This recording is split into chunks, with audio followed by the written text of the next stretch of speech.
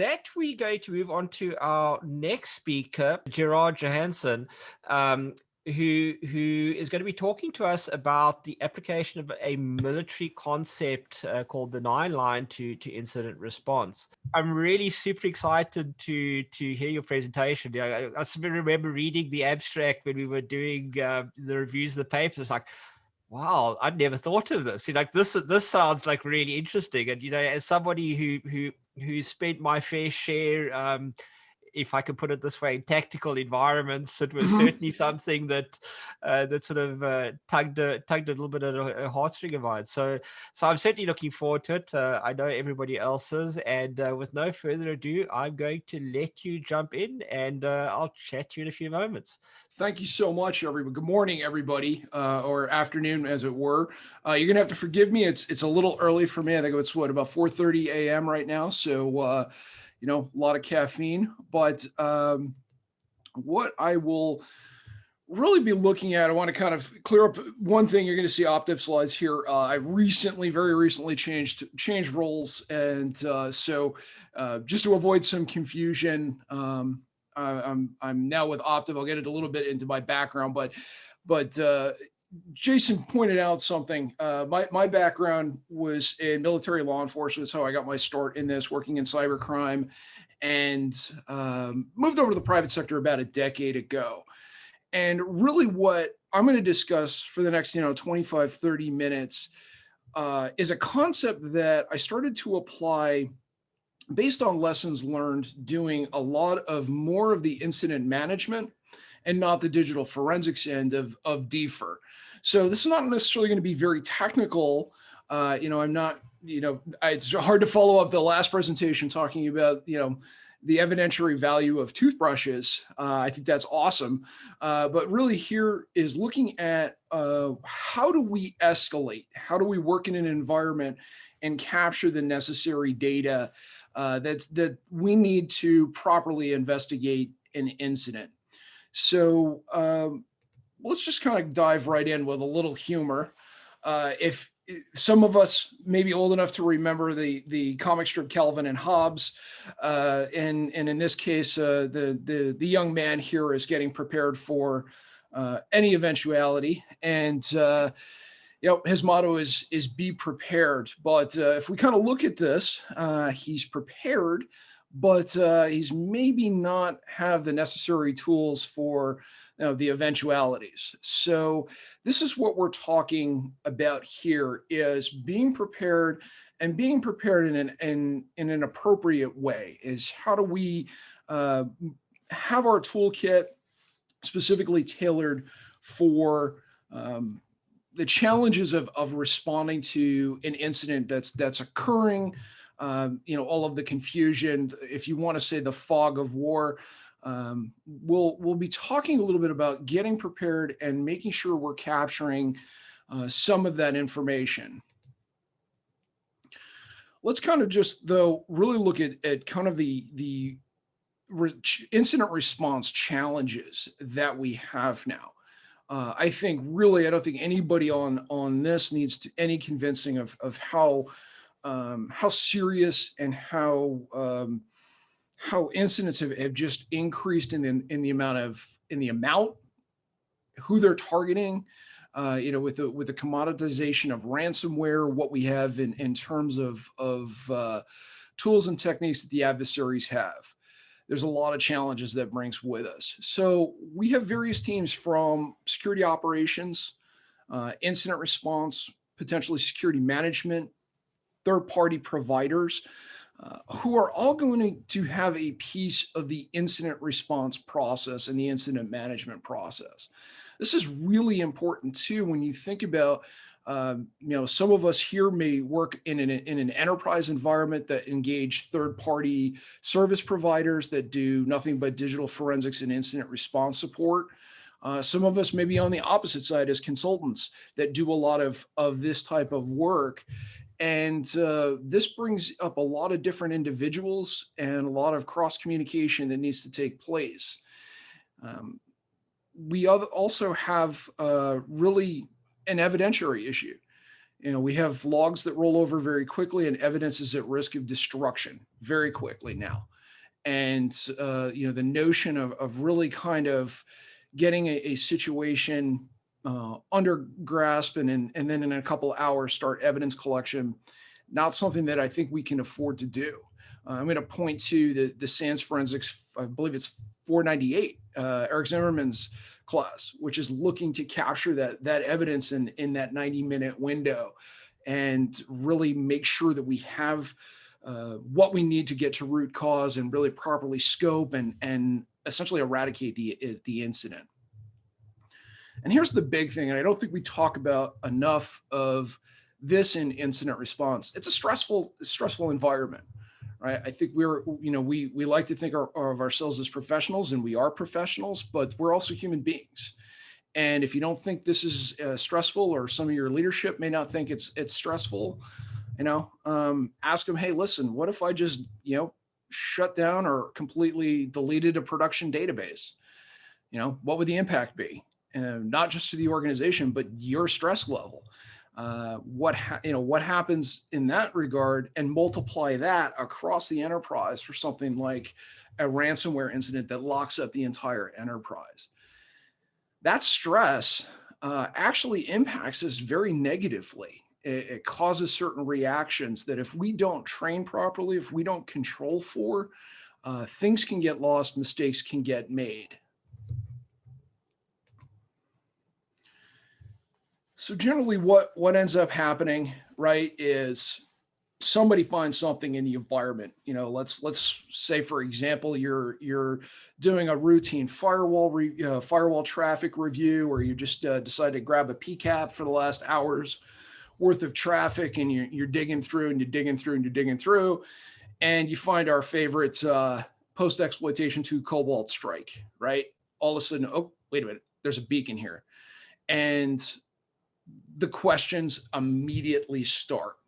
So what kind of incident is it? Oh, I don't know. Well, all we know right now is it's a command and control issue. How bad is this? This is the impact. If you ask the chief executive officer, the chief technology officer, they're going to ask you, what's the impact? What's the situation in terms of that? How many systems are involved? Network operations and desktop operations want to know this kind of thing. Have we taken any actions to block them? These are just a few of the questions that start to permeate as soon as we throw the flare up and say we've got a problem. So what I've learned over kind of the several years of doing more the incident management side and working with organizations, whether it's a tabletop exercise, whether it's a cyber range, is the escalation piece, how they get from we've got an issue or some sort of inclination that there is an issue in the environment to an actual concerted incident response effort tends to be something that's overlooked. And hence why, I'm having this discussion with everyone today is key information can get lost, key information can completely be bypassed, and there can be a lot of confusion if organizations don't necessarily have a construct for moving from, hey, I think we've got a problem, to a concerted effort and an engaged incident response. So as I saw this over the last couple of years, it's like, there's got to be kind of a simple construct, and being kind of I would say more efficient than lazy, but I was like, in the military, we use the concept called the 9-line. And essentially what it is an ability to capture information around casualties, whether that's a training accident, or it's an actual result of, military combat where somebody is wounded. And the military is very big on repeatable processes that can be executed in stressful environments. So thinking back to our earlier discussion, that's exactly what we need here, is a repeatable process that captures the necessary information in a stressful environment that everybody can be trained on. So that's what the military developed, is a 9-line medevac request. It is essentially 9 key items that we need to identify to get somebody medical attention if they're wounded or injured in a training accident. And it's done in a high stress environment. It's standard across all units. So if you are in the United States Army, for example, or even the British Army, I know they use something very similar. Most NATO countries use a very similar approach. It's a standard across everyone from the private who recently graduated from basic training all the way to the 4-star general knows about the 9-line medevac request and can execute it if necessary. As I talked about, it captures the necessary information to prepare various teams, and it is a trainable and repeatable process. Again, trainable, repeatable under stress is what we're really looking for here. So with that being said, taking this construct, this 9-line construct, and building around an escalation process is what we're going to talk about right here and look at the various elements of our incident response 9-line. So line number 1, date and time of detection. All right. Very simple. When did it happen? Okay. Key point here to remember, though, is a standardization of the date and time format. Recommended that UTC is used versus local. This is especially salient for organizations that are geographically dispersed. You want to make sure that everybody is on the same time zone. And this goes to even other issues like normalization of log entries. Are they UTC or local? All of that information is necessary to align, date and time so that we are everybody involved in the incident has some understanding of what time this occurred and what time zone we're actually looking at. But again, very simple, but one of the things to consider is, what time zone are we going to use in our 9-line? Who's the reporting person? All right. This goes into the incident response plan. All right. Is we're going to identify who's filling out this 9-line escalation, if you want to call it that. Is it going to be the security operations center manager, SOC personnel? Is it a security analyst? If you want, and I highly recommend, is that anybody in the IT department or an information security department should be trained on this and be able to escalate to the appropriate persons in the event that they detect something. So everyone should be able to execute this. Include the contact information, mobile and desk number, email, instant messaging. If you're using Teams or Slack inside your organization, throw that in there as well. What we're trying to do is tie a communications link. Who do we talk to from top down and bottom up and laterally? Who is the one individual that is in charge of this until it gets escalated to, say, an incident manager? This one's pretty self-explanatory, but our incident type. In the Medevac 9-line, we talk about what's the injury type and what's the severity type. How are we going to classify this? This is very important because this aligns what we may need in terms of resources. A ransomware infection versus a denial of service attack is going to really kind of gauge where resources are needed. So kicking this up, this line number 3 to the higher leadership, the incident response commander, say an external third party, if they're fully aware that this is a denial of service attack, they have a different response and a different tool set than a ransomware. And this pulls directly from, the physical world, where in reality, it could be, somebody has a fall versus somebody has, a snake bite, which is pretty much the most common thing I've had to deal with in the military. But, a snake bite versus somebody that's fallen off, some sort of rappel tower or something like that, is that tells those people at, say the medical facility what they need to be prepared for. Same concept here is that we're applying what they need to be prepared for almost immediately. incident severity as well. So this again ties back to an incident response plan or incident response framework. And this is so we don't necessarily excite people. So for example, let's say there's a branch office that you have that has a low-level malware infection.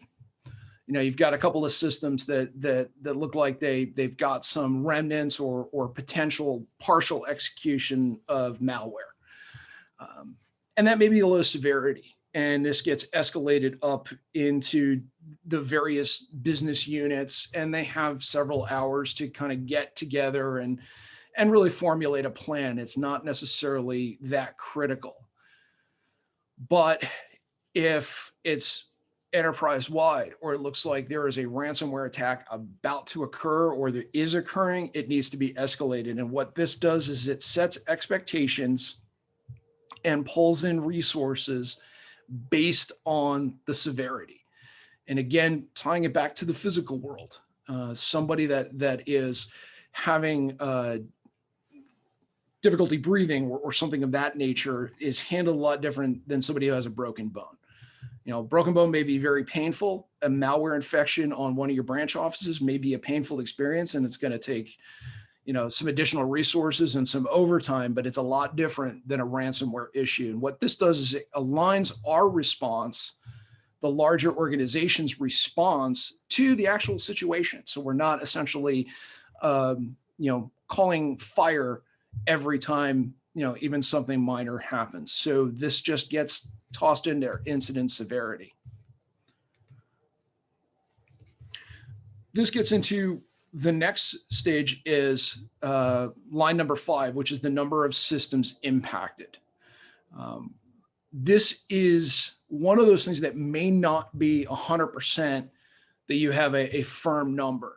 But if you're within, say, 10 to 15, 20 systems, even, you know, depending on the size of your network, if you're within 10% of the systems, it really does help gauge what the scoping is going to look like, what the impact is going to look like, and it really gives it an idea of what actually is occurring. The operating system is also important to know. And whether it's a Linux system, maybe they're Mac systems, obviously Windows, what this is in terms of the impact. What this also does is help with locations that are geographically diverse. So understand that we may have a branch office or several branch offices, numbers of systems impacted, and their location. What this does for us is it gives us an idea of scope. So if I say all 200 systems at branch office in Oklahoma City, for example, have been impacted, that kind of gives us an identifying our scope, and it allows us to take actions at that point. And this goes into severity a little bit, but the other thing is it identifies potential evidence sources. And going back to that earlier discussion about executing this under stress, and one of the key aspects to this is also understanding we need to pull evidence from these operating systems.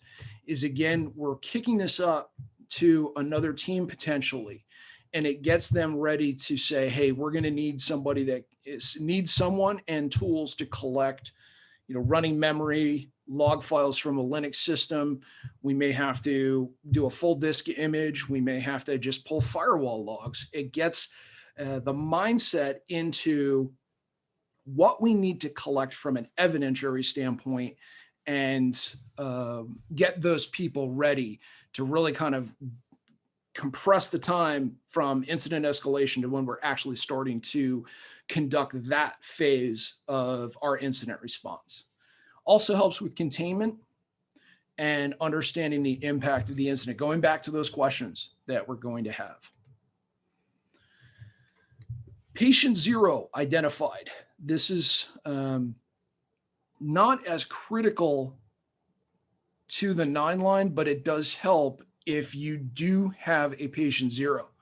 So let's go back to that initial example I spoke of. Somebody's doing a routine packet capture review or a threat hunt, and they come across a system that's got command and control traffic emanating from it, from a Cobalt Strike, going out to a Cobalt Strike command and control server. Yeah, we've confirmed patient 0, or at least that's our patient 0 for now.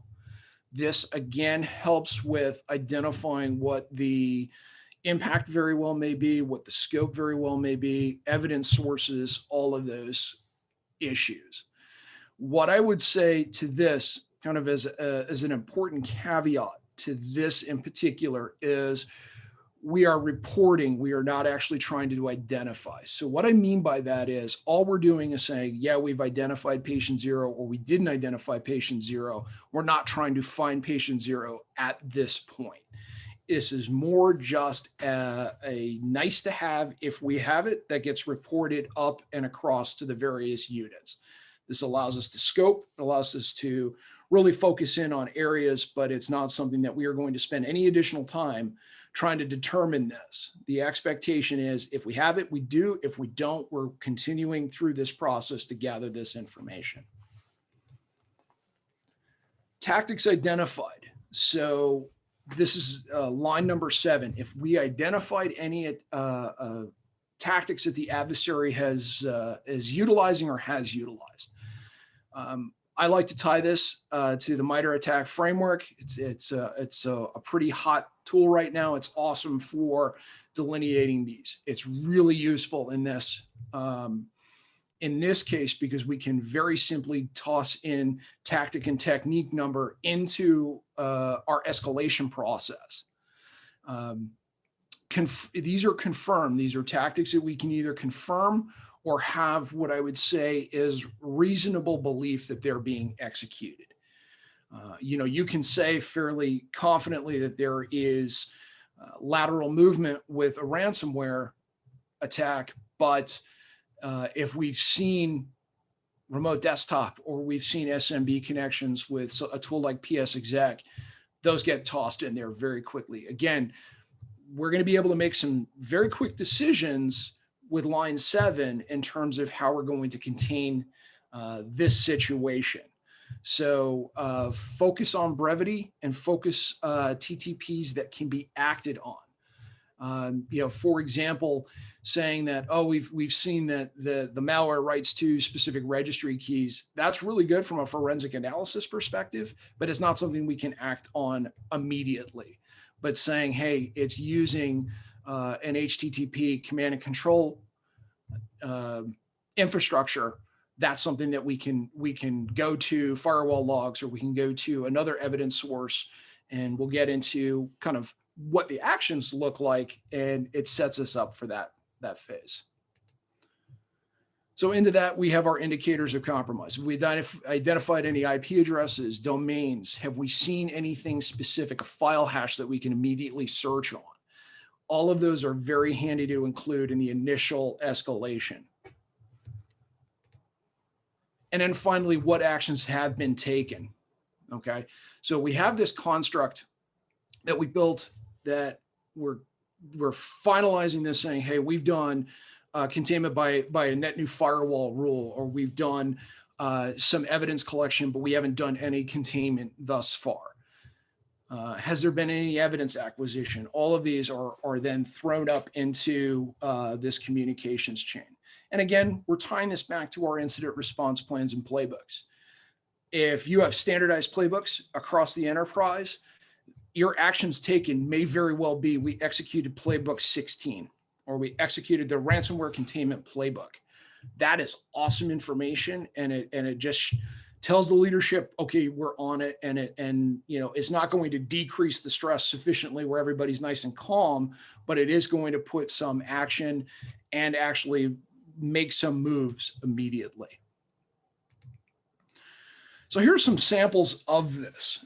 So again, what we're trying to do is capture the necessary information right off the bat, package it up, and get it up and down and across the enterprise so that we have a concerted and organized incident response immediately. And we don't have that level of confusion, and we deal with that stress. These are two options.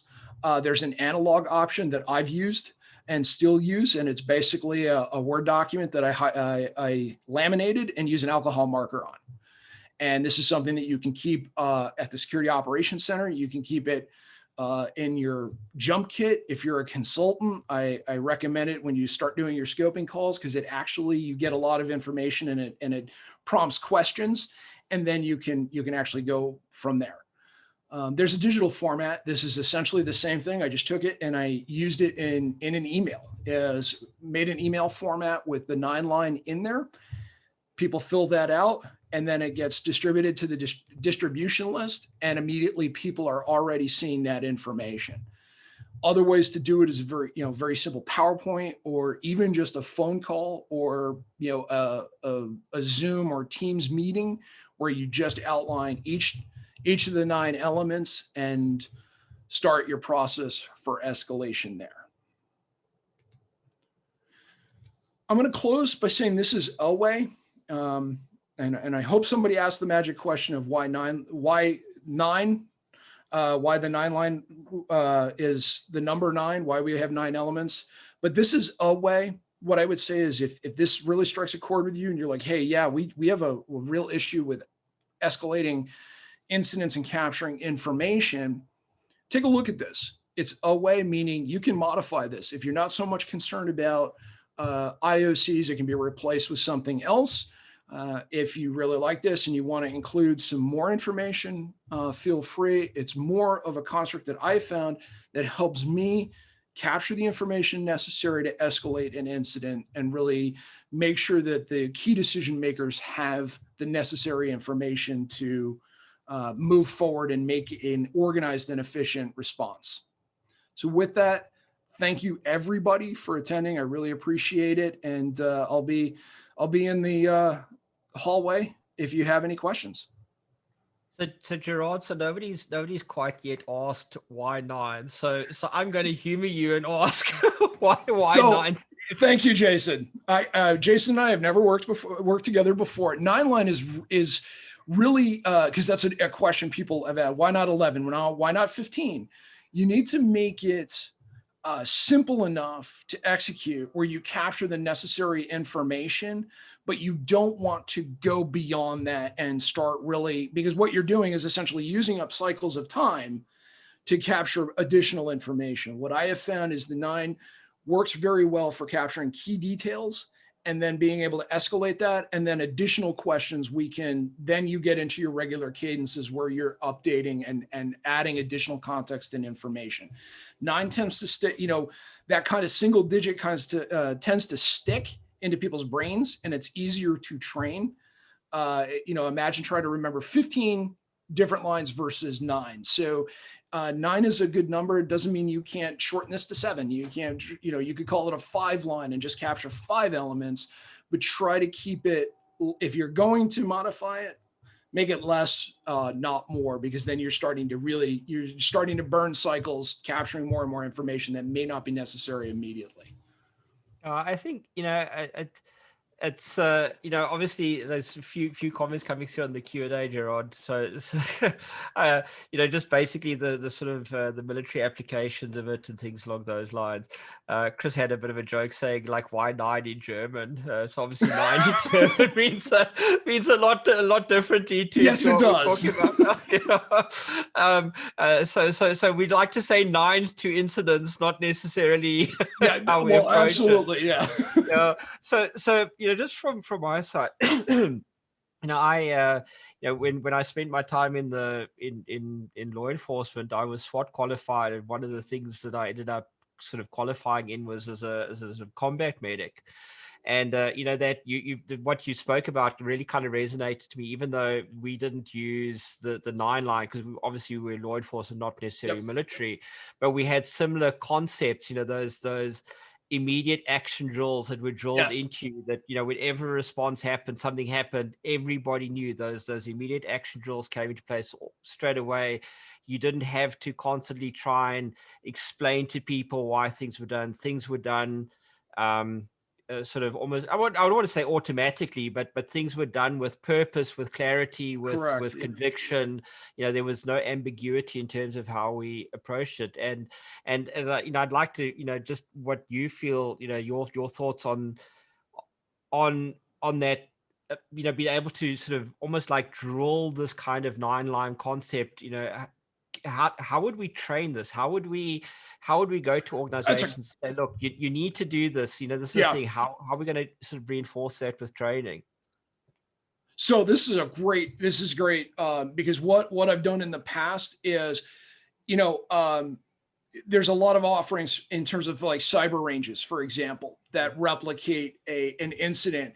Is I would say, and again, it's one of the things that I observed as an author of a cyber range myself. I was like, I would do on the final capstone exercise, actually ask the students, well, what's your escalation process? I gave you a single data point and said, here's the scenario.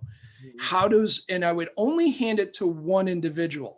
So I would take somebody from the organization, say we had 10 students, and say, okay, you need to capture all the information from me and then brief the other 7 students to start the process. So something like that where, okay, and this is generally where it would come out and say, well, we don't necessarily have a process.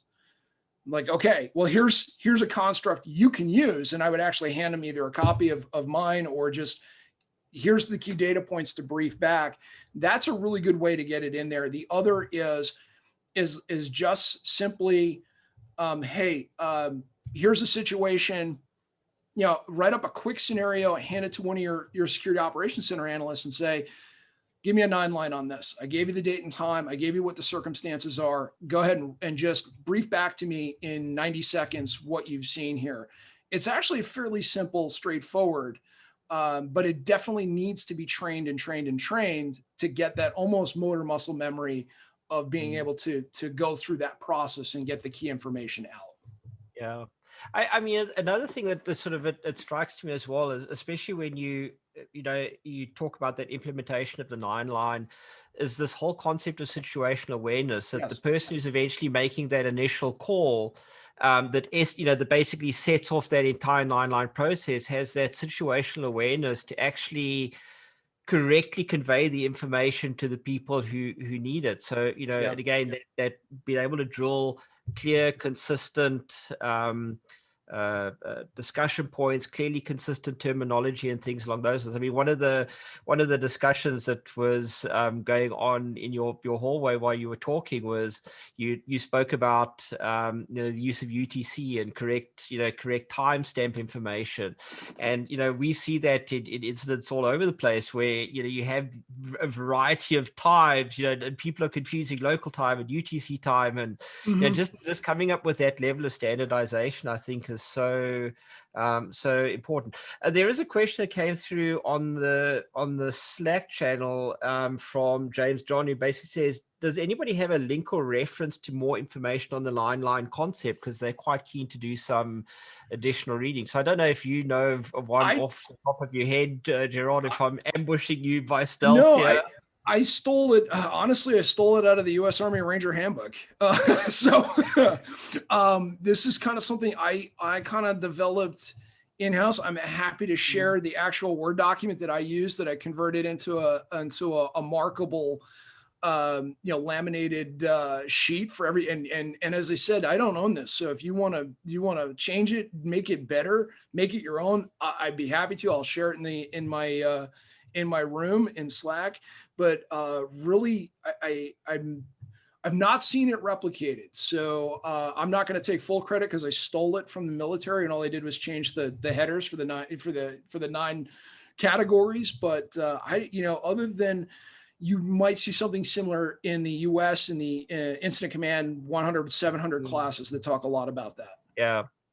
Yeah, I mean, I think, like I said, I don't even think it's a matter of stealing. It's more a sort of refinement. I mean, nudge, nudge, wink, wink. I'm looking at the kill chain from a concept. But yeah, I think, I think that you sort of really hit the nail on the head in terms of, we need to have these processes in place. We need to have this repeatable drill muscle memory, sort of mental muscle memory in play, which I think is absolutely brilliant. Gerald, I haven't seen any other questions come through while we are chatting, and just double check quickly. Okay, so I don't have any other questions. I know there's lots of activity in your hallway. People asking, like saying how awesome the presentation was and things along those lines. And I cannot actually agree more. One of the things that I appreciate about your presentation is we have a lot of concepts that exist outside of cybersecurity and outside of digital forensics that are applicable, and so I think sometimes we can get so focused on the technology aspect of the work that we do that we don't look at the broader processes out there, and I'm very grateful for you bringing this content, this concept into focus within a digital forensics and incident response perspective, because it really should encourage us all to actually go and look at what do other industries do, what do other organizations do, how do they approach problems. So even though what we might be dealing with is a technical problem, it's still a process driven issue. There may be other areas that we can draw inspiration from. So really that was brilliant.